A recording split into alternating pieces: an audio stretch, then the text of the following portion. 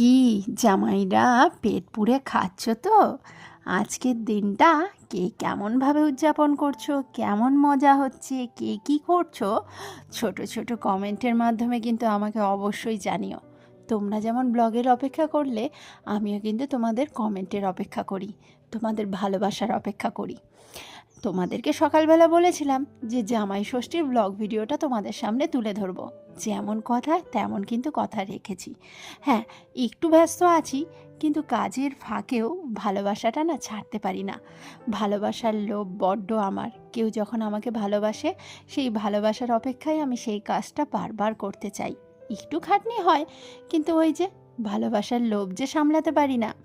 যাই হোক, সকাল সকাল ঘুম থেকে উঠে ঠাকুর ঘরের কাজকর্মগুলো সেরে নিচ্ছি, প্রতিদিনের মতোই করি। আর আজকে যেহেতু বাড়িতে যে কোনো দিন বড় পুজো হলে তো সকাল সকাল আরও উঠতে হয়। আর মায়ের বয়স হয়েছে, মা এখন পারে, কিন্তু আমার মনে হয় একটু কাজটা এগিয়ে দিলে না, বয়স্ক মানুষরা না বাচ্চাদের মতো যত আলগে রাখবে তত কিন্তু ওনারা ভালো থাকবে। আর ভাবছো ওনাদের লাভ, না, আখেরে তোমাদেরই লাভ। ওনারা যতটা অসুস্থ কম হবেন, তোমাদের দুশ্চিন্তাটাও ঠিক ততটাই কম হবে।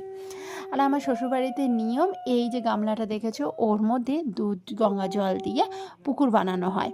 আর ওই পাখার মধ্যে সব কিছু বেঁধে নিয়ে ওটা ভেজা কাপড়ে আমরা মারা ষাটের জল দিই। মা করেছিল, করার পর তারপর আমিও করেছিলাম। আর এই যে পুজোর ঘরটাকে সাজিয়ে নিয়েছিলাম, ঘর বসিয়ে দিয়েছি সব। তারপর মা আসার পরে আমি পুজো সেরেছিলাম। এদিকে আবার চলে আসলাম রান্নাঘরে। কালকে আবার মিষ্টি দই পাতিয়েছিলাম ঘরে। মা স্নান টান সেরে আসার পরে ষাটের জল দিয়ে কাপড় টাপড় সেরে আসলো, আমিও আসার পরে ঠাকুর ঘরে ঢুকে পাঁচালি পড়ছি। আর আমার দুটো ছানাপোনাও কিন্তু সঙ্গে আছে। আমরা যেই পুজোই করি না কেন, বাচ্চারা সঙ্গেই থাকে। আমার খুব ভালো লাগে। বাড়িতে যেই বাচ্চারাই থাক না কেন, দেখবে পুজোর যখন আমরা যেখানে পুজো করি সেখানে যদি থাকে, তাদের মন মানসিকতাও কিন্তু ভালো হয়।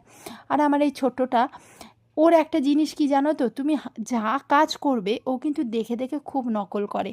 আমরা সবাই প্রণাম করেছি, ও ঠিক প্রণাম করেছে। তারপর একে একে মা সবাইকে ষষ্ঠীর সুতো বেঁধে দিচ্ছে। আর ছোটটা তো প্রথমে বুঝতেই পারেনি, কারণ এবছর, আগের বছর তো ও একদমই ছোট ছিল, এখন 1.5 বছর কেবল। ওর একটু বুঝতে শিখেছে, ও না সুতোটা বাঁধবে না, কী যে ভাবছে জানি না।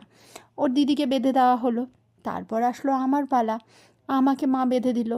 তারপর শ্রেয়ার বাবাকেও ফোন করেছি, ও তো দোকানে আছে, ও আসতে একটু সময় লেগেছিল, তো মা তাতে আমাকেই বেঁধে দিল।